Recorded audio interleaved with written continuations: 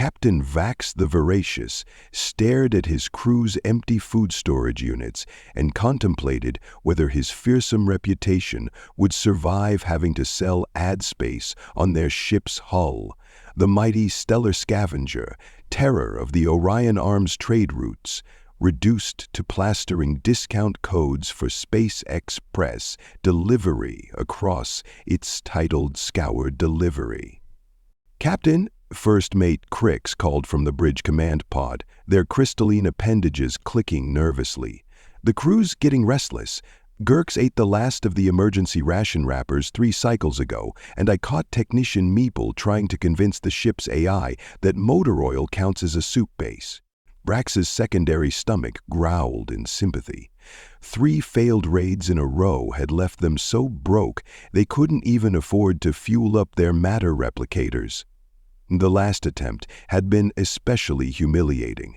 They'd tried to hijack what looked like an easy target, only to discover they'd accidentally attempted to rob a Graxian mobile monastery. The monks had been so concerned about the pirates' desperate state that they'd offered to share their meditation techniques for achieving sustenance through pure thought. "What about the backup emergency rations?" Vrax asked, knowing the answer but hoping it had somehow changed in the last hour. "Sir, those were the backup emergency rations. We ate the regular backup rations 2 weeks ago, and the backup rations disappeared during what Gurks keeps referring to as the Great Hunger Games of last Tuesday. I won the game fair and square."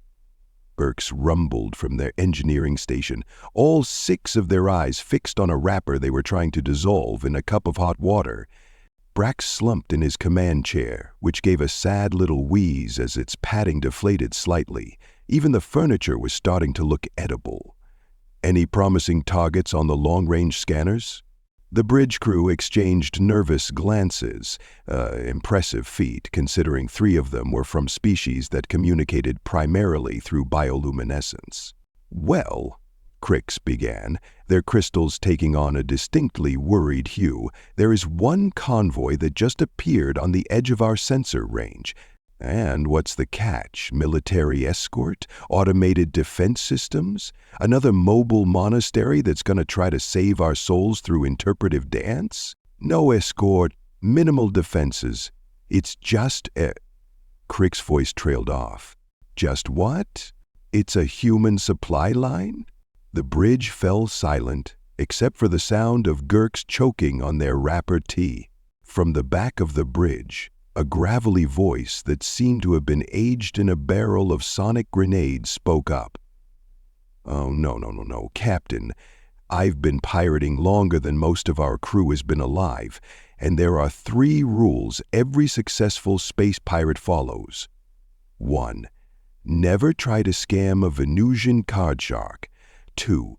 Always check if a ship is carrying livestock before you disable its gravity generators. And 3. Never, ever mess with human supply lines." Old Zex, the ship's engineer and resident voice of extremely loud reason, stepped into the dim light of the bridge. The ancient Mechanoid's optical sensors flickered with what might have been fear, or possibly just badly maintained wiring. "They're just humans," Brax said, trying to sound more confident than he felt. "Soft, squishy humans who need all sorts of environmental support just to survive in space. What's the worst that could happen?" The entire bridge crew groaned in unison. Even the ship's AI joined in, and it wasn't programmed for dramatic expressions of doom. "You don't understand, Captain," Old Zex continued, the military-grade servos in their neck whirring anxiously. "I've seen what happens to pirates who try to raid human supply lines. Ever heard of the dread pirate Rodriguez? The infamous raider who disappeared without a trace 3 cycles ago?" "Disappeared without a trace?" I wish. Last I heard, they're running a legitimate cargo shipping business now. Even started offering dental insurance to their crew." "Dental insurance, Captain? Is that what you want to happen to us? To end up respectable?" Brax's pride warred briefly with his hunger before tapping out and crawling away to hide in a corner. Look at the crew, Zex. Gurks is trying to extract nutrients from the bridge's warning labels. Meeple has started naming the dust bunnies under the console. Yesterday, our security chief tried to convince me that we could sustain ourselves by photosynthesizing if we just believed hard enough. And they're from a species that evolved underground. Better hungry than... Old Zex glanced around and lowered their voice to a whisper that still managed to rattle loose panels. Reformed. What about the noodle incident? Someone whispered, and Old Zex's optical sensors flickered so hard they briefly shorted out. We don't talk about the noodle incident, the ancient engineer said firmly. Ever. Before Vrax could press for details, Crix's sensor console lit up. Captain, the convoy is changing course. If we're going to intercept them, we need to decide now. Vrax looked at his starving crew, then at the sensor readout showing the tantalizingly undefended human supply ships. Really, how bad could it be? Humans were known throughout the galaxy for being surprisingly friendly, even to former enemies. Surely all the stories about their supply line defenses were exaggerated. Plot an intercept course, he ordered, ignoring Old Zek's melodramatic groan. But first, someone please stop Gurks from eating the ship's manual. Those things are expensive to replace. As the Stellar Scavenger's engines hummed to life, Old Zex stomped back to their engineering station, muttering something that sounded suspiciously like, "Just remember, I told you so," in 17 different languages. Little did Captain Vrax know, but those would be the last moments of his life. As a pirate, anyway. The next few hours would teach him and his crew exactly why the most desperate pirates in the galaxy would rather go hungry than come within sensor range of a human supply convoy. And somewhere in the distance, a shipment of apparently harmless cargo containers continued on their way, quietly humming what might have been the tune to Never Gonna Give You Up. As the Stellar Scavenger cruised toward what Old Zex had started calling the last mistake we'll ever make, mark my words, the ancient engineer decided to try one more time to save their fellow crew members from a fate worse than death, namely, legitimate employment with benefits. Gather round, you vacuum-brain catastrophes waiting to happen, Old Zex announced over the ship's comm system. Story time. Is this going to be like the time you tried to warn us about Martian pleasure cruises? Gurks asked, still picking bits of manual from between their teeth. This is much worse. At least the pleasure cruise only resulted in half the crew taking up interpretive dance as a hobby. This, Old Zex servos whirred ominously. This is about the 3 most notorious failed attempts to raid human supply lines and why we're all about to become cautionary tales in someone else's story time. Case Study 1, The Dreadful Destiny of Captain Lox, Old Zex began, their vocal synthesizer dropping into what the crew recognized as their "this is going to end badly" tone. Lox was a genius among pirates, had an entire fleet at their command, decided they'd crack the mystery of human supply lines once and for all. You know what they found in the cargo holds they managed to break into? Treasure? Meeple suggested hopefully. Better food, medicine, and basic supplies. Everything a desperate pirate crew could want. No guards, no complex locks, just container after container of perfectly good cargo. Know what happened next? The crew leaned in, despite themselves. The containers were filled with what humans call sample sizes. Each item had just enough content to make you want more, along with a catalog and a subscription form. Half of Lox's crew ended up signing up for monthly delivery boxes. The other half started selling the stuff on commission. Within a month, the entire fleet had transformed into a legitimate distribution network. Lox is now a regional sales director with a corner office and everything. Captain Vrax, shifted uncomfortably in his command chair. "That doesn't sound so—" "They wear a tie to work, Captain, voluntarily." A collective shudder ran through the bridge. "Case study 2. Old Zex continued relentlessly. "The Quantum Queens, smartest pirates in the sector. They figured out that humans were using their supply convoys as bait, decided to be clever about it, used remote-controlled ships for the raid. Know what happened? The ships got destroyed?" Crix guessed. "Worse. The humans had infected the cargo with some kind of enthusiasm virus. The AI in the remote ships got so excited about human products that they started their own online shopping network. The Queens lost their entire automated fleet to what the humans call influencer marketing. Last I heard, their former flagship is doing unboxing videos on the galactic net." Vrax noticed several crew members trying to discreditably delete shopping apps from their personal devices. But the worst case, old Zex's voice dropped even lower, was the ghost of Christmas future, as the humans called her. Captain Maya Vel Zenith, terror of the Outer Rings. She thought she'd figured it out. Humans were known for their holidays, right? So she timed her raid for what they called Black Friday. "What happened?" someone whispered. "Nobody knows the full details. All we know is that 3 days later, her entire crew was found running a customer service center. They developed an obsession with something called retail therapy and couldn't stop offering other pirates discount codes. The ghost herself became a professional shopper." "A what?" "Someone who helps other people shop, for money, legally." Old Zex shuddered, causing several loose bolts to rattle free. But even that wasn't as bad as the noodle incident. "You were there for that one, weren't you?" Crix asked. Old Zex's optical senses dimmed. "I was. It was supposed to be a simple raid, just one small transport carrying what we thought was basic food supplies. We couldn't have known about the instant ramen." "What's so dangerous about instant ramen?" Vrax asked. "It's not the ramen itself, it's what it does to you. The humans had engineered it to be perfectly satisfying while leaving you wanting more. One taste, and half our crew became instant ramen influencers. The other half started a food review blog. Our captain opened a fusion restaurant combining alien cuisine with human instant noodles. Got a 5-star rating on Space Yelp." The engineer's voice became haunted. "Do you know what it's like to watch your fearsome pirate captain arrange noodles for the perfect aesthetic while discussing flavor profiles with food critics?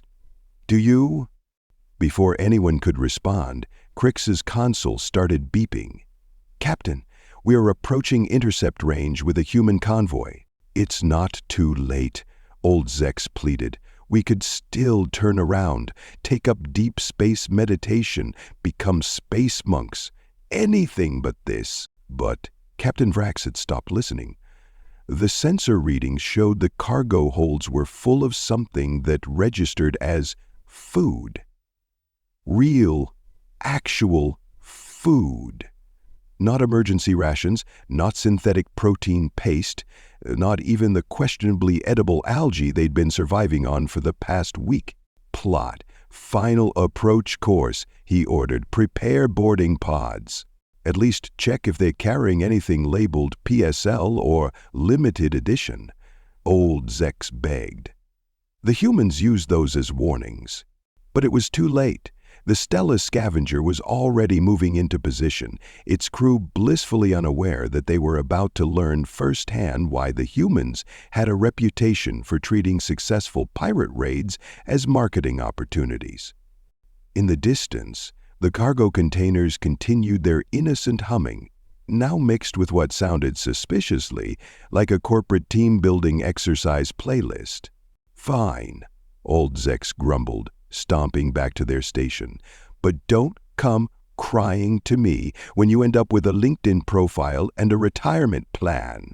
The crew was about to discover that sometimes the most dangerous trap isn't the one that kills you, it's the one that offers you a stable career path with opportunities for advancement. And somewhere in the cargo hold of the lead transport, something labeled Pumpkin Spice Holiday Preview Edition waited patiently for its new victims. The boarding of the human supply convoy went suspiciously well, which should have been Captain Vrax's first clue that everything was about to go horribly, hilariously wrong. The second clue should have been that the cargo ship's AI greeted them with what sounded like barely suppressed glee. "Welcome, valued uninvited guests," the AI chirped as they breached the airlock. "Would you prefer to fill out our customer satisfaction survey before or after attempting to steal our cargo?" "Shut it down," Vrax ordered, trying to maintain some semblance of proper pirate protocol. "Of course. But first, would you like to sign up for our newsletter? We're running a special promotion for first-time raiders."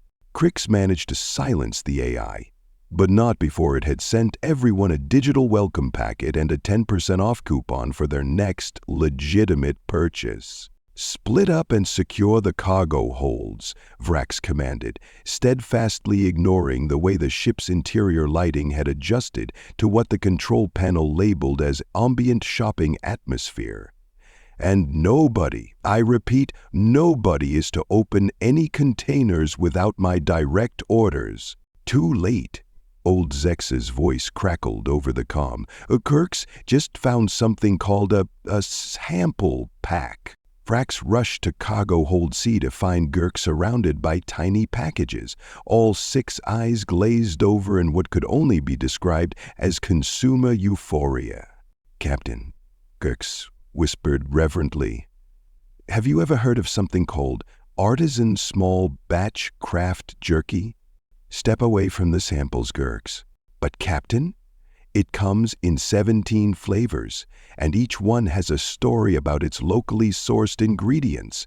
Did you know this one was made by a former accountant who followed their dreams of becoming a jerky artisan?" Before Vrax could respond, Meeple's voice echoed through the comm system. Captain, we might have a situation in Hold D. I found some boxes labeled limited edition gaming peripherals and, well, the security team is arguing about optimal RGB lighting configurations." "Nobody touch anything else," Vrax ordered, but the situation was already spiraling out of control. "Captain," Crix called from Hold B, "I found something called a subscription box starter kit. It's beautiful. Each box is curated based on your personal style and delivered monthly with a personalized note from your dedicated style consultant." "Ah, don't listen to them," old Zex bellowed. "It starts with one subscription box, then suddenly you're creating unboxing videos and asking people to smash that like button." But the crew wasn't listening. In Hold E, someone had discovered a pallet of something called influencer starter kits. 3 crew members were already setting up ring lights and practicing their camera angles. "Look at me, Captain," called out Technician Plex, their bioluminescent patches pulsing in excitement. "I'm doing what the humans call a haul video." In Hold F, the situation was even worse. The entire engineering team had found a stack of DIY smart home devices and were debating the merits of various voice-activated assistant platforms. "The humans are geniuses," one engineer breathed, cradling a smart thermostat like it was a newborn. "They've gamified basic home functionality." Vrax tried to maintain order, but everywhere he turned, another crew member was succumbing to the siren song of consumer culture. In Hold G, the navigation team had discovered a collection of productivity apps and lifestyle planners. "Captain, did you know you can sync your to-do list across multiple devices?" the head navigator asked, already color-coding their schedule. We could optimize our rating efficiency by at least 300%. That's not what we're here for, Vrax insisted, but his voice faltered as he passed a display of executive time management solutions. The final straw came in Hold X, where old Zex found them staring at a premium home office setup, complete with ergonomic chair and adjustable standing desk. "Not you too, Captain," the ancient engineer groaned. "But Zex, look at the lumbar support, and it comes with a warranty." "Step away from the ergonomic furniture, sir. Remember who you are. You're Captain Vrax the Voracious, terror of the Orion Arm, not some mid-level manager." But it was too late. Throughout the ship, crew members were falling one by one to the insidious allure of human consumer culture. In Hold I, someone had found a cache of social media marketing for beginners guides. 3 of the security team were already workshopping personal brand strategies. What about From Pirate to Influencer? Is that username taken? In Hold J, the situation reached critical mass when someone opened a container labeled Startup Essentials. "Captain," called an excited voice, "we could pivot the whole operation. Instead of stealing cargo, we could become a disruptive force in the interstellar logistics industry. I'm thinking Uber, but for space piracy. Direct-to-consumer rating, sustainable swashbuckling, artisanal plundering with a focus on customer experience." The crew gathered in Hold K, where they found what the humans had labeled as their premium conference room setup. Within minutes, they were having what they now insisted on calling a brainstorming session. "All right, team," Vrax heard himself say, not quite sure when he'd put on the wireless headset or picked up the laser pointer. "Let's break into focus groups and really drill down on our core competencies. Should we create a Slack channel for this? I'm thinking we need to leverage our existing skill set while pivoting towards a more sustainable business model. Can we circle back to the part about quarterly growth projections?" Old Zex watched in horror as the fearsome pirate crew transformed before their eyes. Someone had found a whiteboard and was drawing up a 5-year strategic plan. Another group was discussing the benefits of a hybrid work model. The final blow came when they reached Hold L, the one labeled HR Resources. "Did you know," Crick said, flipping through a manual, "that we could offer our crew comprehensive health coverage and a 401k matching program?" "What have they done to us?" Old Zax whispered. But nobody was listening. They were too busy updating their resumes and discussing the possibility of implementing a casual Friday policy. As the Stellar Scavenger's crew succumbed one by one to the allure of legitimate business practices, Old Zex sent out one final message to any pirates who might be monitoring their frequencies. The humans don't need weapons to defend their supply lines. They have something far more dangerous: career opportunities. And, in the background, the cargo ship's AI hummed contentedly, adding another successful conversion to its quarterly performance metrics. 3 weeks after what the crew had taken to calling their entrepreneurial awakening, the vessel formerly known as the Stellar Scavenger was barely recognizable. The skull and crossbones flag had been replaced with a professionally designed logo that, according to their newly formed marketing team, really captured their brand essence. Captain Vrax sat in his ergonomically optimized command chair, reviewing quarterly projections while trying to understand how exactly he'd ended up with not 1 but 3 different project management apps on his tablet. "Status report," he called out, wincing slightly at how corporate it sounded. "Our LinkedIn company page has reached 1,0,0,0,0 followers," Crix reported from their newly redesigned workspace. "The post about our transition from piracy to private security solutions is trending in the space industry career changes category." "The team-building exercise schedule for next month is finalized," added Meeple, who had somehow become their chief culture officer. "I'm particularly excited about the trust fall exercises in zero gravity." Gurks, now sporting what they insisted was a business casual eye arrangement, pulled up a holographic presentation. Our rebranding campaign is exceeding expectations. The slogan, "From Pirates to Partners."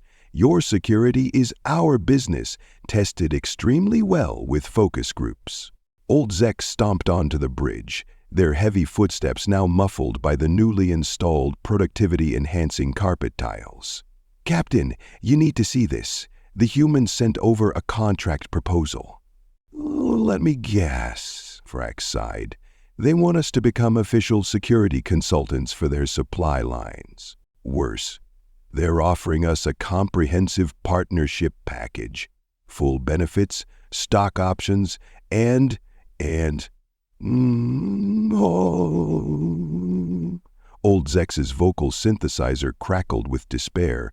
"A company-matched savings plan." "But why?" Vrax asked, even as he found himself reaching for the digital contract tablet. "Why go to all this trouble to convert pirates instead of just fighting us?" The bridge's main screen flickered to life, revealing a human in what Vrax had learned was called smart casual attire. The name badge identified her as Lisa Martinez, Director of Strategic Pirate Outreach. "Hello, Captain Vrax," she smiled. "I believe I can answer that question. Would you like to schedule a brief synergy featuring meeting to discuss your transition to our Enhanced Security Partners program?" "We're already having that meeting, aren't we?" "Excellent observation. This kind of proactive engagement is exactly why we target specific pirate crews for recruitment." Lisa's smile somehow managed to be both professional and slightly terrifying. You see, humans learned long ago that the best way to deal with raiders isn't to fight them, it's to hire them. But why? Who better to protect supply lines than former pirates? You know all the tricks, all the tactics. More importantly, you have something we value highly in our corporate culture, entrepreneurial spirit. "We were trying to rob you," old Zex pointed out. "You were trying to disrupt the traditional cargo security paradigm through innovative, out-of-the-box thinking," Lisa corrected smoothly. "We're not offering you a job, Captain Vrax. We're offering you a partnership opportunity to leverage your unique skill set in a synergistic relationship that benefits all stakeholders." "Huh, she's good," Crix whispered admiringly. "I attended her webinar on transformative business strategies last week." "Did you know," Lisa continued, "that 73% of former pirates who join our program advance to senior management within 5 years? We believe in investing in talent. This was your plan all along," Vrax realized. "The sample packs, the subscription boxes, the office equipment. We call it our privateer to professional pipeline," Lisa nodded. "Much more cost-effective than traditional defense systems. After all, why waste resources fighting pirates when we can turn them into productive members of the corporate community? And if we refuse?" Lisa's smile didn't waver. "Oh, you won't. You're already using our project management software, and I couldn't help but notice your crew has started casual Fridays." "Oh," Zex made a small sound of defeat. "She's right. Yesterday, I caught myself making a spreadsheet to track the efficiency of our spreadsheet usage." "Face it, Captain," Lisa said kindly, "you're already part of the system. The only question is, do you want the premium benefits package or just the basic corporate partnership plan?" Vrax looked around his bridge. Gurks was taking notes on personal brand development, Meeple was scheduling a wellness seminar, even the ship's AI had updated its designation to Digital Workflow Enhancement Assistant. "What about our fearsome reputation?" he asked weakly. "Oh, we'll maintain that," Lisa assured him. "It's called market presence now. In fact, our marketing team has some excellent ideas for repositioning the Stellar Scavenger as a boutique security solutions provider with a heritage of disruptive innovation. I don't even know what that means, old Zex grumbled, but it sounds disturbingly appealing. Look at it this way, Lisa continued. You're not selling out, you're buying in to a comprehensive benefits package that includes dental and vision coverage, I might add. The entire bridge crew perked up at dental coverage. And, Lisa added with the air of someone playing their trump card, we offer unlimited paid time off with a minimum of 2 weeks mandatory vacation. Mandatory? Vacage? Vrax had never heard those words used together before. Did I mention our annual team-building retreat? This year it's on Mars, all expenses paid, of course. And just like that, the last shred of resistance crumbled. 1 month later, the vessel now known as Stellar Solutions LLC, a wholly owned subsidiary of Human Supply Line Securities, was escorting the same convoy they'd tried to raid. The crew had traded their pirate gear for business casual attire, though they'd kept the eye patches as part of their authentic brand identity. Status report, Vrax called out, then corrected himself. I mean, let's touch base on our current metrics. Our customer satisfaction scores are through the roof, Crix reported. Turns out having former pirates handle security really resonates with the target demographic. The team's productivity is up 200% since we implemented the snack bar, Meeple added, though we need to talk about Gerx's suggestion to add artisanal jerky to the selection. Already approved in the last budget meeting, Vrax nodded.